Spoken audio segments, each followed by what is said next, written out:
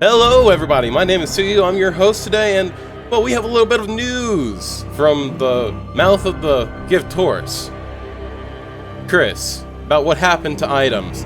Well, one of the things that we have to look at is these philosophies.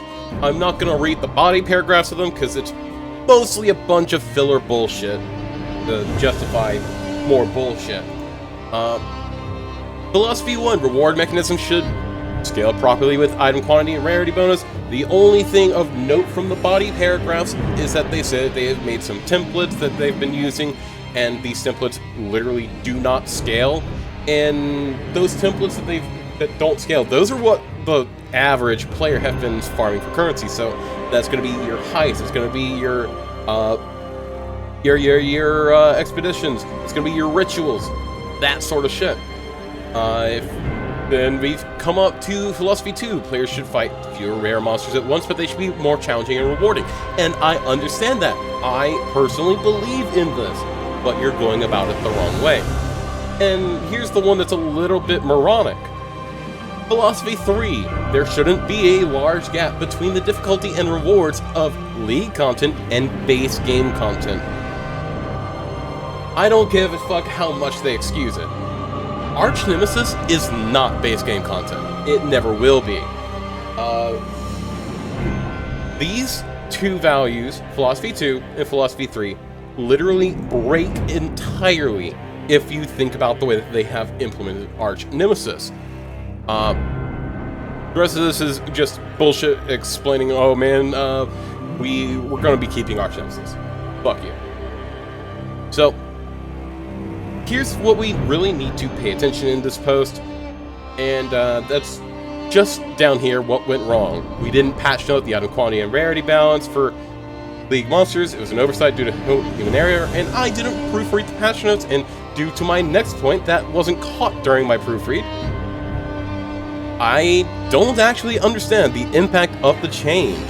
It was mentioned to me in passing that we were removing the League monster bonuses and replacing with only quantity, and I didn't ask any more questions. I was busy, distracted, and should have sought more information. Had I understood the consequences, we would likely have still gone ahead with the change, but hopefully with better communication and maybe some pre rather than post-release counterbalance elsewhere. This is a massive communication fuck up internally, and I take full responsibility for it. There was not a sufficient time to lay test this change properly for feeling, and it is unacceptable that I allowed a change like this to make it into the patch without dedicating a large chunk of time testing it. And they're just a bunch of shit about, oh man, you're actually getting more items. No, we're not. One of the big things that he is using here is that he's been seeing people making multiple mirrors a day from the, No. We're aware of that. This comes from a very specific set of Archnemesis mods, where you have an X-Touch plus Opulent.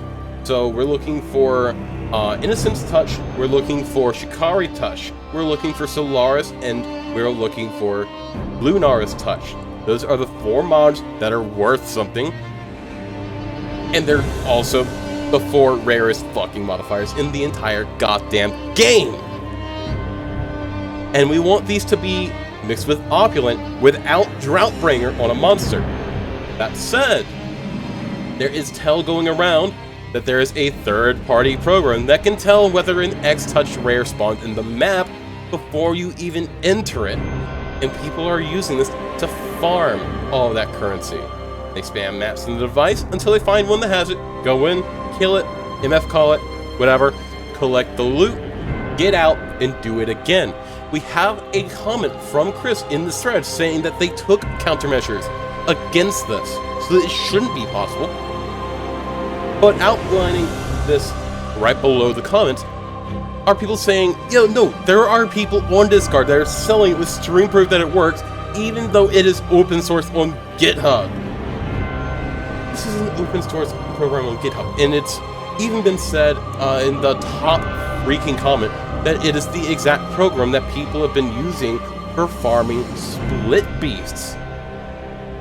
And you're likely not going to get banned for using it, because they haven't banned anyone for using the split beast program, and it's the exact same one. This means that their quote-unquote countermeasures don't freaking work. This is purely PR. 100%. This is purely PR. And here's what I can say on this. This is literally...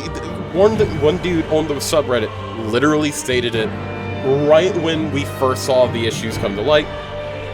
That they're going to anchor it down, they're not going to budge, and they're going to give us a little bit back from the lot that they took away, and then they're going to justify it, they're going to explain it, and then Reddit's going to calm the hell down, and we're not going to be up in arms anymore, and it's going to keep going like it always has.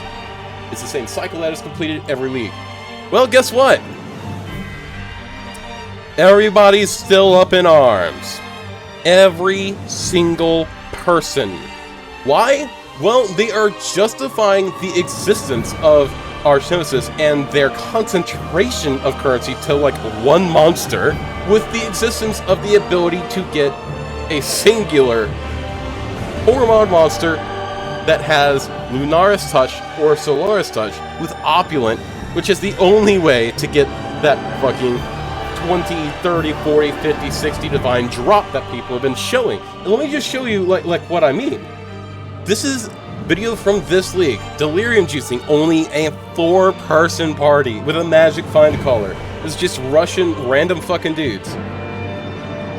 It's quiet. They don't have recording on it. But look, they're literally going in, farming Solaris Touch, and they literally say they're not using the software that allows you to see the split beasts in those touch mobs, but they are literally just juicing every map, running in there, just running around until they find a touch mob, killing it, magic find calling it, and getting the hell out of there, moving on to the next map. Because that is the only thing that has any worth in maps. This is not good game design. It is fucking hilarious.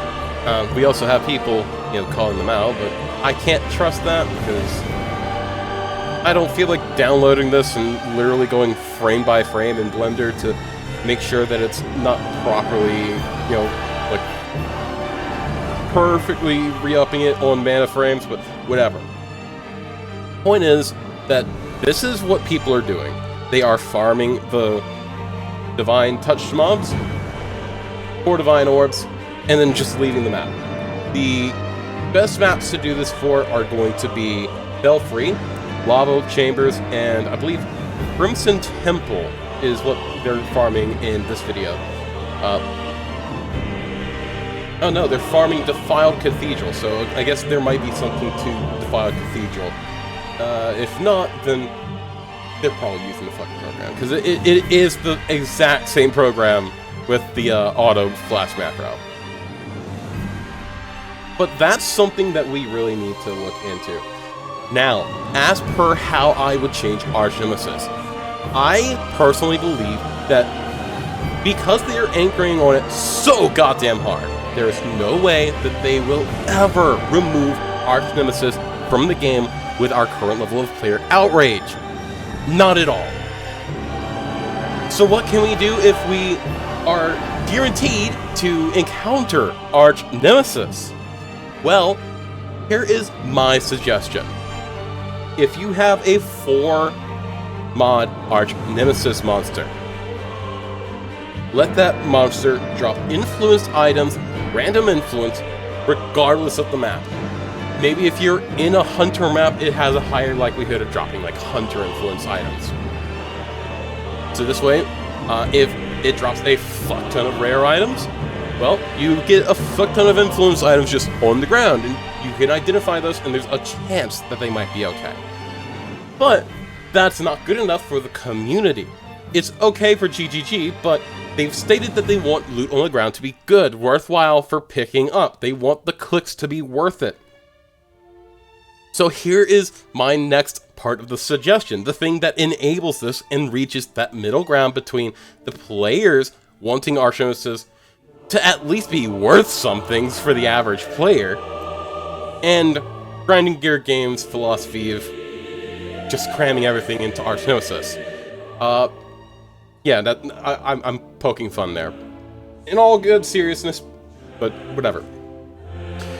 I would personally say that if an Archnemesis monster drops an influenced item, whether it be Synthesis or Elder Slayer influenced Shaper or Elder, it will drop this item with the well-rolled modifier system, and or maybe rarity applies to the level of modifier on these items. Loot would instantaneously become valuable from these Archnemesis monsters.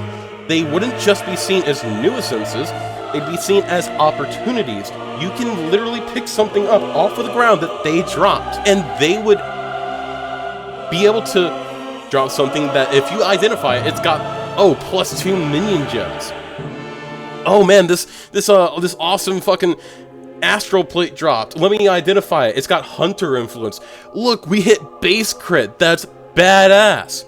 Oh look, this ring drop. Oh shit, I got +1 curse. That's awesome. People would fucking identify the items on the ground again. That's what we want. That's what I think I would suggest to GGG. Now, that's all I have for the video. If you have suggestions on how to improve the drops behind Archnemesis, how to balance it, leave that in the comments. Let's try and get some constructive criticism about Archnemesis, not just bitching and complaining, into the comment section. And I will literally type out each and every single one of these, each and every single one of your names on YouTube, and I will put those into a forum post next week, and I will send this to Grinding Gear Games in the feedback. And if possible, I might see if I can find like Chris's email on like LinkedIn or something, and email like these suggestions, ask if we can like talk real quick. I don't know. I'm crazy. But much love and stay sexy. I hope to see you guys later. I'll be streaming some Path of Exile, Grim Dawn, or 7 Days to Die later, and I hope to see you guys tomorrow. Bye-bye!